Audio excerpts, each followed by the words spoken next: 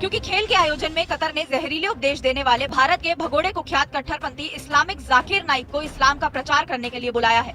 कुख्यात कट्टरपंथी इस्लामिक उपदेश जाकिर नाइक पर भारत में मनी लॉन्ड्रिंग और दूसरे धर्मों के अपमान करने के साथ ही अभद्र भाषा का इस्तेमाल करने का आरोप है। रिपोर्ट्स के मुताबिक गुज़श्ता रोज होने वाली फीफा वर्ल्ड कप 2022 की इफ्तिताई तकरीब जो कि कतर ने इस्लामी इक़दार के पेश नजर की है, उसे देख और सुनकर दुनिया भर के बड़े बड़े लिबरल्स चीखे मारते दिखाई दे रहे हैं। दुनिया भर का मीडिया जो मुसलमानों को हमेशा दहशतगर्द करार देने पर तुला नजर आता है, उन्हें इस बात की तकलीफ है कि कतर ने इस्लामी आयात और इक़दार पर किस तरह अपनी इफ्तिताही तकरीब की और साथ ही साथ दुनिया भर के जो उलमा और मशाइख को इस्लाम की तबलीग और तरवीज के लिए कतर बुलाया गया है, जिनमें डॉक्टर जाकिर नाइक भी मौजूद हैं, वो आखिर फीफा वर्ल्ड कप में करने क्या गए हैं। याद रहे कि इससे पहले जिस भी मुल्क में कोई भी बड़ा इवेंट होता है तो वो अपना कल्चर, अपने इक़दार को प्रमोट करने की कोशिश करते हैं, लेकिन अब पहली बार फीफा वर्ल्ड कप जैसा बड़ा इवेंट कतर जैसे इस्लामी मुल्क में हो रहा है और किसी भी अरब मुल्क में पहला बड़ा इवेंट है, जिसे देखकर बड़े बड़े लिबरल्स और इंसानी हकूक की नाम नेहाद तंजीमों की चीखें हैं कि थमने का नाम नहीं ले रही। हमारे पड़ोसी मुल्क भारत में भी इसी तरह के नाम नेहाद लिबरल्स मौजूद हैं, जिन्हें तकलीफ यह है कि आखिर उलमा और मुशाइख और साथ ही साथ इस्लामी इक़दार को इतना ज्यादा बढ़ा चढ़ाकर इतना प्रोमिनेंट करके क्यों पेश किया जा रहा है, जबकि ये तो फीफा वर्ल्ड कप है, यहाँ पर सिर्फ और सिर्फ फुटबॉल की बात होनी चाहिए थी। अब डॉक्टर जाकिर नाइक से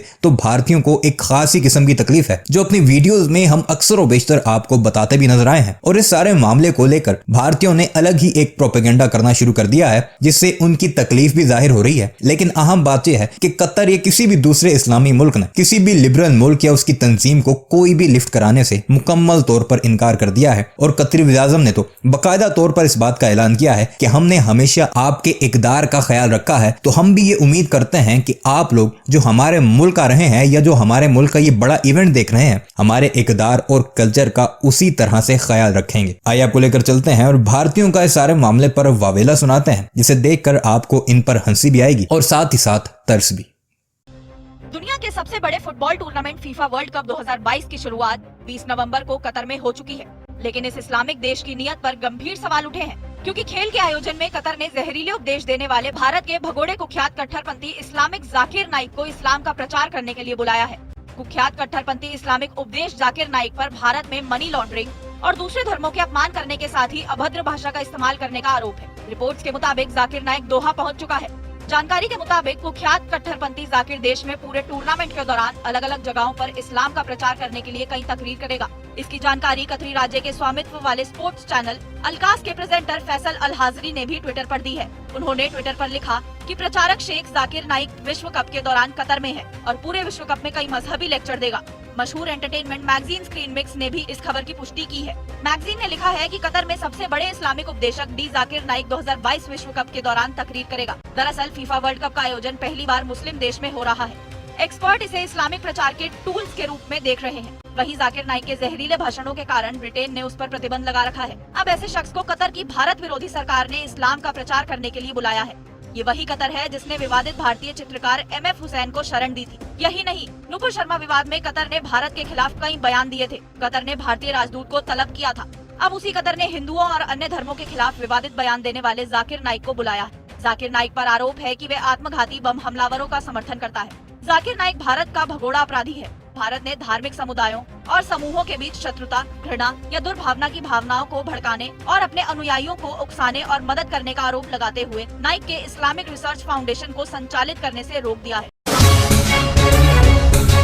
भारत से भागकर मलेशिया में रह रहा इस्लामिक कट्टरपंथी जाकिर नाइक एक बार फिर चर्चा में है। भगोड़ा जाकिर नाइक अचानक कतर में दिखा है। आपको बता दें कि कतर में आज से फुटबॉल फीफा वर्ल्ड कप शुरू होने जा रहा है।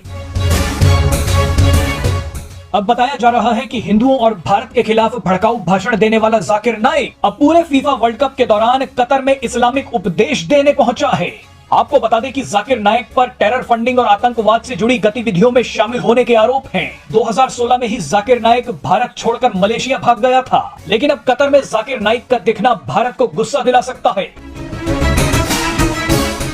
जिस समय कई मुस्लिम देश भारत से नजदीकी बढ़ा रहे हैं, उसी समय कतर ने ऐसा कदम उठाया है।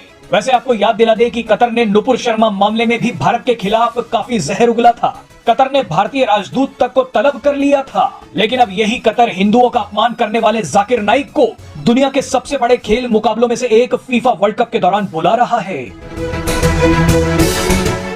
अब कतर के इस कदम पर भारत का क्या रुख होगा वो अभी देखना बाकी है। लेकिन भारत से भागने के बाद जाकिर नाइक को मलेशिया में शरण देने वाले महातिर मोहम्मद को भी अब अपने कर्मों का फल भुगतना पड़ा है।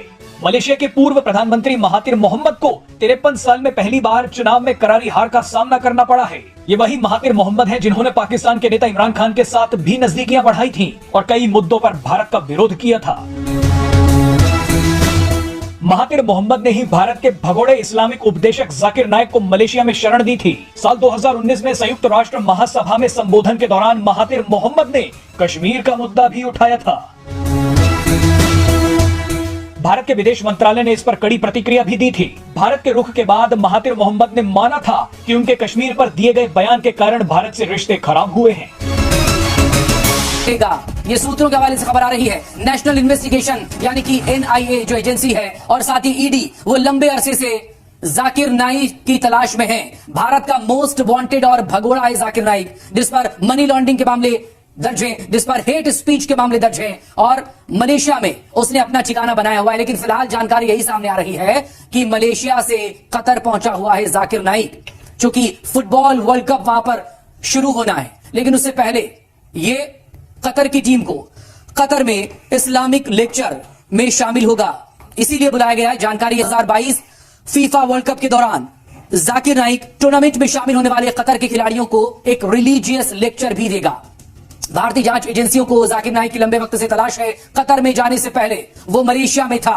पिछले दिनों वीडियो भी सामने आया था जाकिर नाइक का, जब वो मलेशिया में ही मौजूद था। रमजान के महीने का वो वीडियो बताया जा रहा है। इसके प्रत्यर्पण के लिए भारत सरकार मलेशिया से लगातार संपर्क में भी है। साल 2016 में भारत सरकार ने अवैध गतिविधियों की वजह से जो IRF बनाया हुआ था, Islamic research foundation, Zakir Naik की तरफ से उसे बैन कर दिया गया था। और इसी के बाद जाकिर नाइक भारत छोड़कर मलेशिया चला गया था। हेट स्पीच, मनी लॉन्ड्रिंग के मामले दर्ज हैं।